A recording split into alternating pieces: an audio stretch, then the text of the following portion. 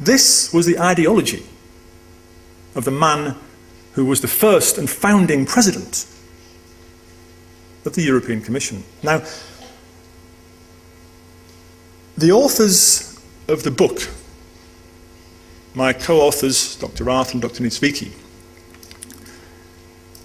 describing these routes at greater detail, we understand that this, if it's the first time you have heard about it, is deeply shocking. In fact, you'll be wondering how it is we can say these things and what evidence we have for Hallstein's speech. Well, we have good evidence, proof, in fact.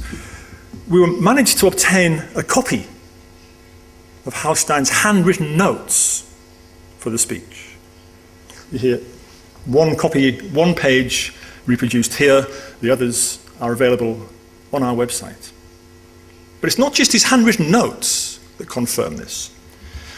We also managed to obtain a copy of a newspaper report published the following day about Hallstein's speech. It describes the attendees, which included the entire elite of the Nazi state in the region, confirms the date and the venue of the speech. And we also have a copy of the official invitation to the event, confirming the title of the speech and that the venue was in Rostock.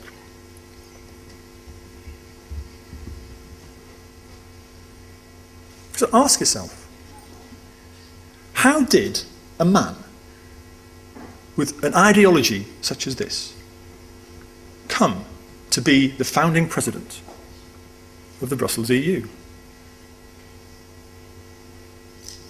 I offer to you, ladies and gentlemen, that this could not have happened did he not have support, encouragement and help from the very people, the very cartels that are the prime beneficiaries of the Brussels EU we know today. Coming back to the present, let's take a quick little look at this thing we call the Lisbon Treaty. This is the master agreement that Arno Scholte talked about in 1941. It would be possible to talk about this specific treaty for the rest of this evening. I'm not going to do that. I'm going to focus on a couple of points, the key points. What this treaty did is establish the laws of the Brussels EU as having primacy over national laws. So, in the Brussels EU today, the laws of Poland, the national laws of my country, the UK, are secondary to laws created at European level.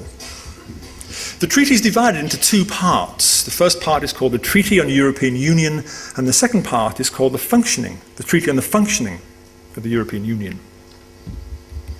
But there's something in this treaty, not only have you not been told about, but during the arguments and negotiations that took place prior to its passing, I am not personally aware of any focus being put on this fact in the media or anywhere. Because what it does, it places the Brussels EU definitively above the law.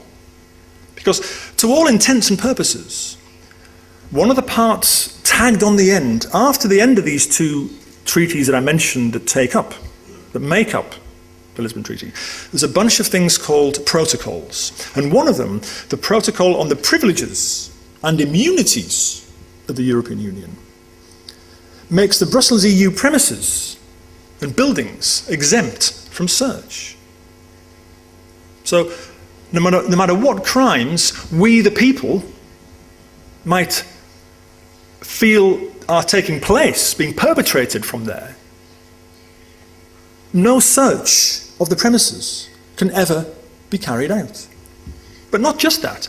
Members of the unelected European Commission are immune from legal proceedings in respect of acts performed by them in their official capacity, and including their words spoken or written. But not just that, they continue to enjoy this immunity even after they have ceased to hold office. Now, consider that. An unelected European Commission,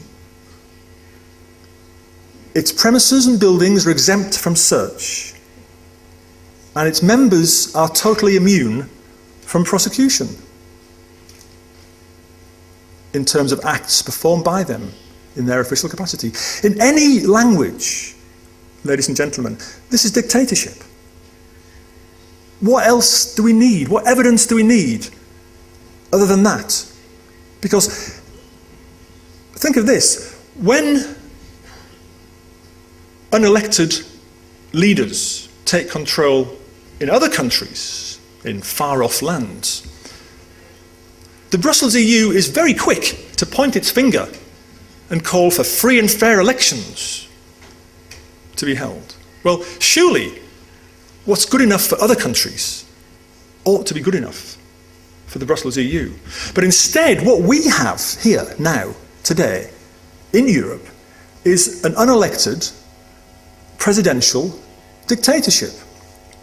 Article 15 of one of the components of the Lisbon Treaty created the post of European Union President. But rather than requiring an election, like in America, Barack Obama had to stand for election in order to become President of the United States. That didn't happen here, because our President, this is our President, ladies and gentlemen, and none of us voted for him. I didn't vote for him. I didn't see any vote taking place where I could put a cross in a box. No, what Herman Van Rompuy had to do was to attend a job interview held by the Bilderberg group. This was widely reported. He had to meet with this elite circle of corporate interests that's under the control of David Rockefeller and chaired by the ex-EU Commissioner and pharma drug lobbyist, I might add, Etienne Davignon.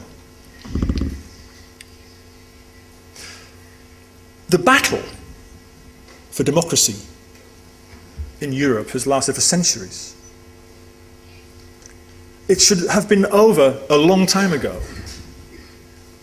It is truly disgraceful that I even have to stand here today telling you these things.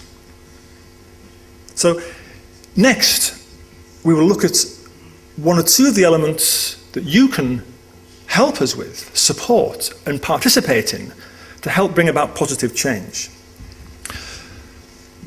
Dr. Niedzwiecki talked briefly about the movement of life. What this is a global campaign for health, peace and social justice. It has to be a global campaign because, as I showed you earlier, the Brussels EU intends to export its model of undemocratic government worldwide. And also the most fundamental human rights are the rights to health and the right to life. Without these, none of the others can exist. But these rights are threatened by corporate interests who consider your body a marketplace. You probably consider that your body belongs to you. Well, it does.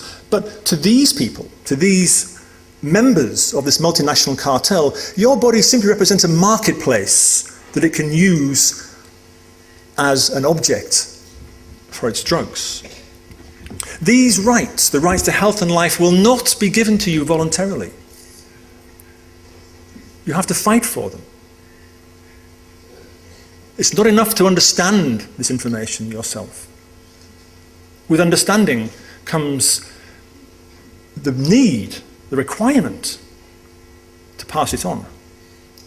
So defending these rights is the key goal of the movement of life. We have people afterwards, after this conference tonight, who can provide more information in the foyer outside.